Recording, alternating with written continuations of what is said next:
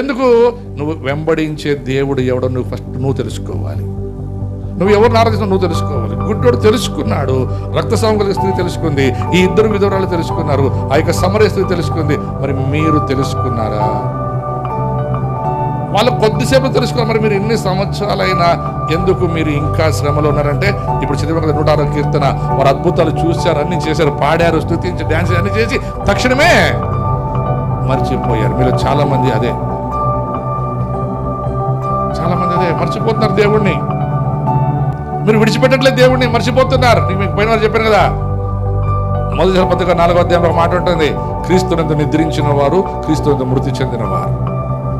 క్రీస్తునందు నిద్రిస్తే లేస్తారు, క్రీస్తునందు ఉండి మృతి చెందితే వారు నరకానికి పోతారు. ఖచ్చితంగా క్రీస్తులోనే ఉంటారు. మృతి అంటే చచ్చిపోతారు, మరణిస్తారు, న్యాయ తీర్పులోకి వస్తారు. న్యాయ తీర్పు నుండి అప్పుడు తప్పించుకోవడం చాలా కష్టం. గుడ్డివాడు న్యాయ తీర్పులోకి పోలేదు, రక్తస్రావం కలిగిన స్త్రీ న్యాయ తీర్పులోకి పోలేదు, ఈ ఇద్దరు విధవరాళ్ళు న్యాయ తీర్పులోకి పోలేదు. వారు నేరుగా క్రీస్తు దగ్గరికి వచ్చారు, రక్షించబడ్డారు, తాము ఎవరో ఎరిగారు, తమ దేవుడు ఎవరో తెలుసుకున్నారు. అందుకే దానియేలు అంటాడు, తమ దేవుని ఎరిగిన ప్రజలు బలము కలిగి గొప్ప కార్యములు చెయ్యుదురు. హల్లెలూయా, హల్లెలూయా.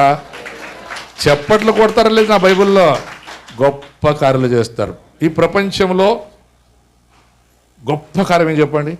మీరు చేయగలిగిన కార్యం అది. డాక్టర్లు చేయలేనిది, మాంత్రికులు చేయలేనిది మీరు చేయగలిగిన గొప్ప కార్యం ఒకటి ఉంది. తెలుసా అదేమని?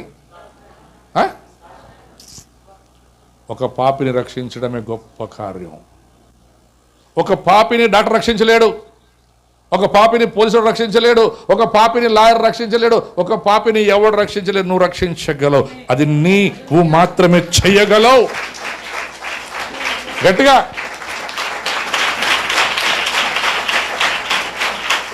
అందుకనే నాకు ఒక పాట చాలా ఇష్టం. అది నాలోనా ఏదో మంచి చూసి ఆయన నీకు ఆ పని అప్పగించాడు. ఏం పని?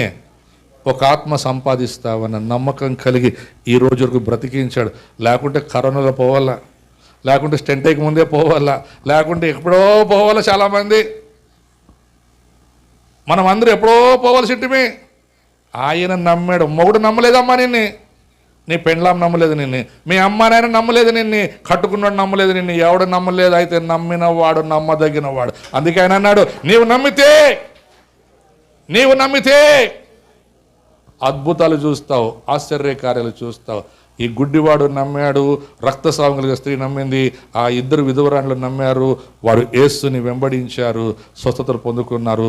అనేకుల్ని రక్తస్రావం కలిగి ఆ యొక్క సమరయ స్త్రీ అనేకులు యేసు ప్రభు దగ్గరికి నడిపించిన రీతిగా నువ్వు నడిపిస్తావని నిన్ను మాత్రమే యేసయ్య నమ్మి ఈ రోజు వరకు సజీవ లెక్కలో సజీవ సాక్షులుగా ఉంచాడు. ప్రతి వారు కళ్ళు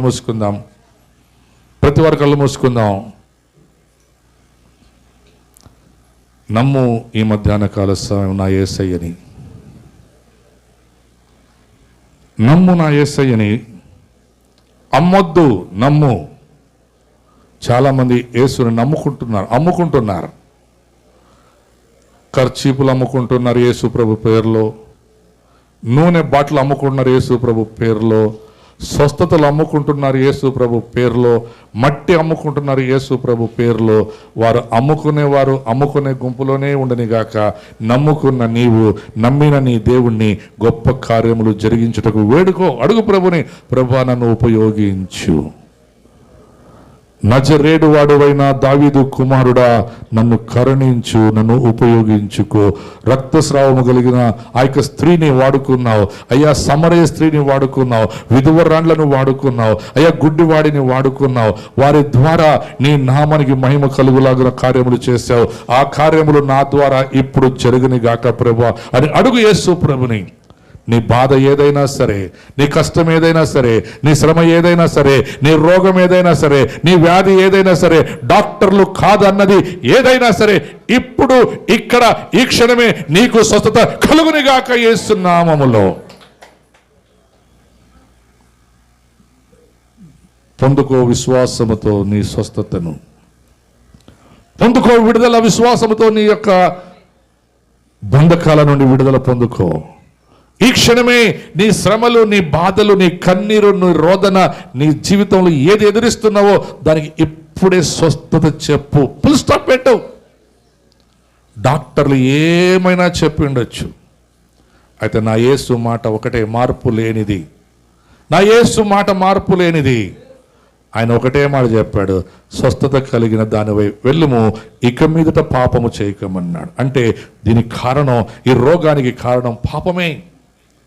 పాపం అంటే వ్యభిచారం, నరహత్య, మోసం, దొంగతనం కాదు. పాపం అంటే దేవుని ఆజ్ఞ అతిక్రమమే, దేవుడు చెప్పింది చేయకపోవడమే, దేవుడు చెప్పింది చేయకపోవడమే. ఆయన నీకేం చెప్పాడో మరొకసారి మర్చిపోయి ఉంటే మోకరించి ఆయన అడుగు, ప్రభా నాతో మాట్లాడి నాకు చెప్పు ప్రభా అని అడుగుతని ఆయన గొప్ప కార్యములు నీ జీవితంలో చేయనుగాక. మహాపరిశుద్ధుడా, సర్వశక్తిమంతుడా, జీవము గల దేవా, నువ్వు చక్కని మాటలతో మాట్లాడి అనేక దేహములను, శరీరములను స్వస్థపరిచి ప్రభా నీ మాట్లాడేందుకు వందనాలు చెల్లిస్తున్నా. వాక్యం చెప్పిన దాసుడిని అభిషేకించండి, గొప్పగా మీరు వాడుకోమని.